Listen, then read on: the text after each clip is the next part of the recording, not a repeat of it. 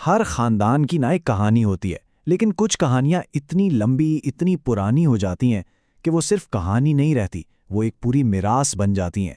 आज हम एक ऐसे ही खानदान के 160 साला सफ़र की बात करेंगे। एक ऐसा सफ़र जो उनके शजरा नसब में कैद है। और ये सिर्फ नामों की लिस्ट नहीं है, नहीं, ये तो नस्लों के फैसलों, उनके चुने हुए रास्तों की दास्तान है।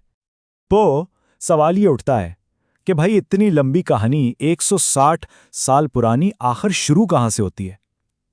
जैसे हर बड़ी कहानी की शुरुआत होती है एक शख्स से, एक जगह से और एक खास वक्त से। तो चलें इस खानदान की बिल्कुल जड़ों तक चलते हैं और देखते हैं कि ये सब कहाँ से शुरू हुआ।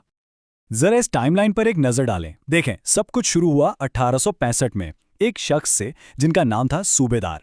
लेकिन जो असल ट्विस्ट आता है ना कहानी में, वो है तीसरी नस्ल में, जब दो भाइयों के एक फैसले ने इस शजरे को, इस फैमिली ट्री को दो अलग अलग शाखों में बांट दिया।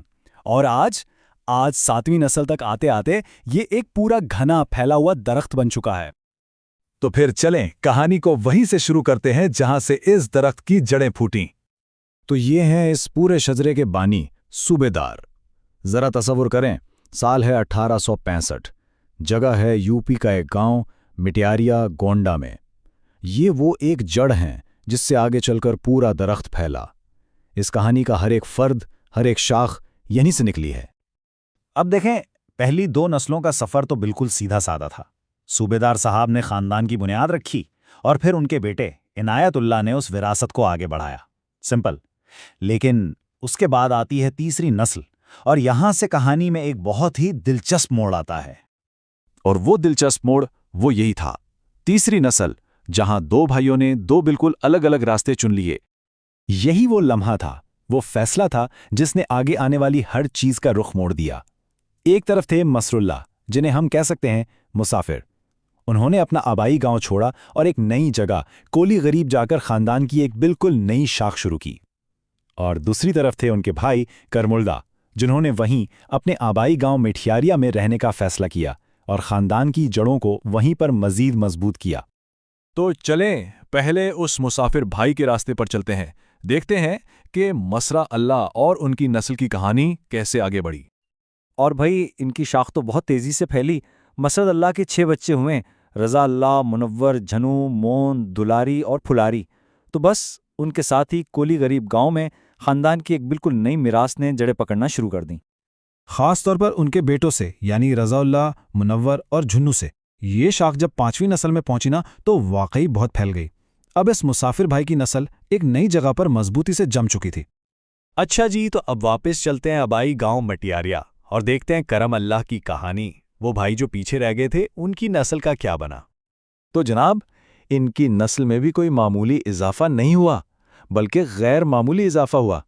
सिर्फ एक मिसाल ले लें, इनके बेटे थे रईस। जानते हैं उनके कितने बच्चे थे? 7।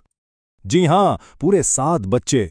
मोहम्मद अली, अकबर अली, साबिर अली, आसिफ अली और बेटियां हाजरा, नजरा और साजदा। इससे अंदाजा होता है कि अपनी आबाई जमीन पर खानदान की जड़ें कितनी तेजी से और कितनी मजबूती से फैल रही थीं। और कहानी यहीं खत्म नहीं होती।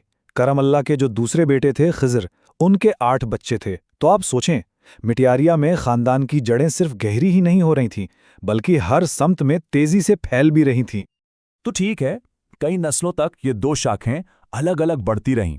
सवाल ये है कि आज ये खानदान कैसा दिखाई देता है। चलें अब इन दोनों शाखों को एक साथ मिलाकर देखते हैं। और ये चीज़ सच में कमाल की है। आज की 7वीं नस्ल के एक फ़र्द अली हादी से अगर हम एक सीधी लकीर पीछे की तरफ खींचें, तो वो सीधा इसी फैसलाकुन मोड़ तक जा पहुंचती है। ज़रा इस जंजीर को देखें। अली हादी, उनसे पीछे उनके वालिद अमीरुद्दीन, फिर निज़ामुद्दीन, शहाबुद्दीन, रिज़ाउल्लाह और आखिर में मसरेउल्लाह, यानी वही शख्स जिसने सफ़र का इंतखाब किया था। एक अटूट सिलसिला। और ये तो खानदान की सबसे नई फसल यानी 7वीं नस्ल की सिर्फ एक छोटी सी झलक है। जैसे सगीरुद्दीन के बच्चे मोहम्मद काविश और अनाबिया नूर, अमीरुद्दीन के बेटे अली हादी, सद्दाम मजीद की बेटी और सुफियान के बेटे ईजान और फैज़ान। ये सब कौन हैं? ये सब इस 160 साल पुराने घने दरख्त पर लगने वाले सबसे ताज़ा, सबसे नए पत्ते हैं। तो जब हम पीछे मुड़कर इस पूरे 160 साल के सफ़र को देखते हैं, तो आखिर इस सब का मतलब क्या है? शायद सारी कहानी इस एक हिंसे में छुपी है। 7 जी 7 नस्लें जो सिर्फ एक बीज से फूटी हैं, एक ऐसा बीज जो 1865 में बोया गया था। ये इस्तिकामत की, तसलसल की और ख़ानदान के इदारे की ताकत का कितना बड़ा सबूत है ना? और यही बात हमें एक बहुत अहम नुक्ते पर लाती है कि एक फैमिली ट्री, एक शजरा नसब सिर्फ नाम और तारीखों की लिस्ट नहीं होता। नहीं, ये दरअसल फैसलों का एक नक्शा है। ज़रा एक लम्हे के लिए मसरुल्लाह के इस फैसले के बारे में सोचें, गांव छोड़ने का फैसला। इस एक इंतखाब ने उनकी आने वाली तमाम नस्लों के लिए एक पूरी की पूरी नई दुनिया बना दी।